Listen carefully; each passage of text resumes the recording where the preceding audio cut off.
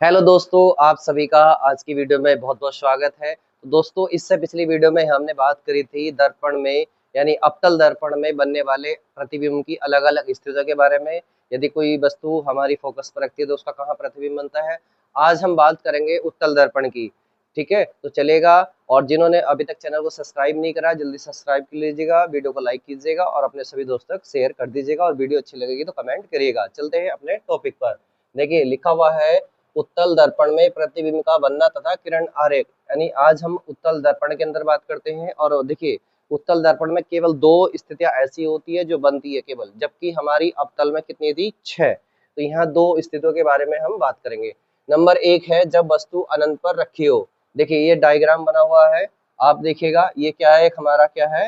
हमारा उत्तल दर्पण। उत्तल दर्पण का जो फोकस होता है वो पीछे होता है और वक्रता केंद्र भी क्या होता है? पीछे। जबकि वस्तु हम इधर बाई साइड यानी सामने की ओर रखते हैं। तो यहाँ देखिएगा, सबसे पहले ये एक हमारा क्या बना लिया हमने? उत्तल दर्पण बना लिया। और जब वस्तु कहाँ रखी हो? अनंत पर। देखिए, जब वस्तु अनंत पर रखी होती है तो जो प्रकाश किरणें होती हैं वो मुख्य अक्ष के क्या आती हैं? हमारी समांतर आती है। जैसी देखिए मुख्य अक्ष के समांतर आएगी प्रकाश किरण, तो ये देखिएगा परावर्तन के बाद ऐसे चली जाएगी। किंतु जब हम इसको पीछे मिलाएंगे तो ये हमको ऐसा प्रतीत होगा कि कहाँ से वापस जा रही है? ये हमारी फोकस से होती हुई जा रही है। ऐसी एक ये वाली प्रकाश किरण यहाँ से जाएगी और ये पीछे जाके आपस में कहाँ पर मिलती हुई दिखाई देंगी हमें? ये दिखाई देती है हमारी पीछे फोकस पर। तो इस प्रकार कहेंगे कि जब वस्तु कहाँ रखी हो? कि अनंत पर। यानी अनंत पर रखी हुई वस्तु का जो प्रतिबिंब है उत्तल दर्पण के अंदर, वो दर्पण के पीछे, दर्पण के कहाँ बनेगा? पीछे। दर्पण के कहाँ पर बनता है? नंबर 1 पॉइंट में लिखेंगे, दर्पण के पीछे बनेगा। और कैसा बनेगा ये बनेगा हमारा वस्तु से बहुत छोटा।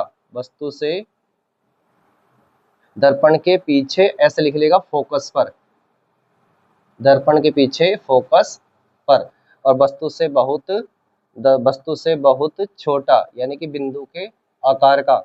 और पीछे जो प्रतिबिंब बनता है वो कैसा होता है? वो आभासी होता है। कैसा होता है बच्चों? आभासी। दूसरी बात, आभासी जो प्रतिबिंब बनता है वो कैसा बनता है? वो सीधा बनता है हमेशा। कैसा बनता है? सीधा।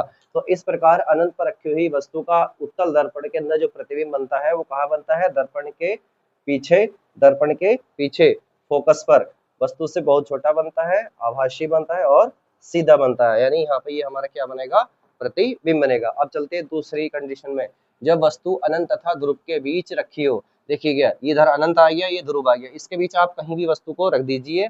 तो देखिए, हमने ये ए बी वस्तु रख दी है। यहाँ से एक प्रकाश किरण इस तरीके से सीधी जाएगी, फिर ये परावर्तित हो जाएगी। जब इसको पीछे से देखेंगे तो कहाँ से आती हुई प्रतीत होगी? हमारी ये फोकस से परावर्तित होती हुई। इसी प्रकार दूसरी प्रकाश किरण ऐसे जाएगी और ये हमारी जो है वक्रता केंद्र से चली जाएगी।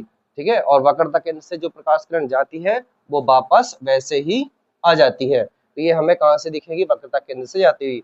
इस प्रकार दोनों दर्पण के पीछे, ठीक है, जब इनको लेके जाया गया तो ये यहाँ पे एक दूसरे को काटती है। तो ये कहाँ पे काट रही है? ये हमारे देखो, जो वस्तु ए बी है यानी अनंत और ध्रुव पी के बीच रखी वस्तु ए बी का जो प्रतिबिंब है वो कहाँ पे बनाएगी?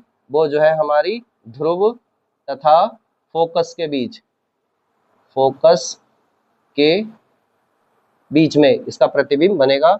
दूसरा, वस्तु से कैसा बनेगा? तो देखिए, वस्तु ये है और ये प्रतिबिंब है, तो वस्तु से छोटा बनेगा।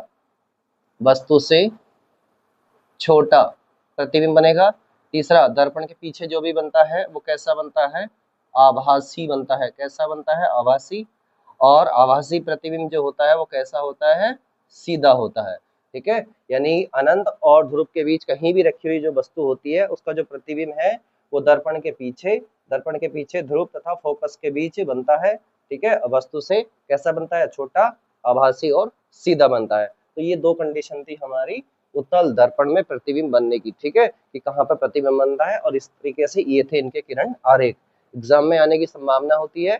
तो मेरे सभी जो है यूपी बोर्ड वाले बच्चे इसको देख लीजिएगा, और जो रेलवे की तैयारी कर रहे हैं वो उसके लिए भी ये इम्पोर्टेंट है। ठीक है, आज के लिए इतना रखते हैं। नेक्स्ट टॉपिक आपको जो है नेक्स्ट वीडियो में मिलेगा आगे। ठीक है, आज के लिए इतना ही। Thank you so much.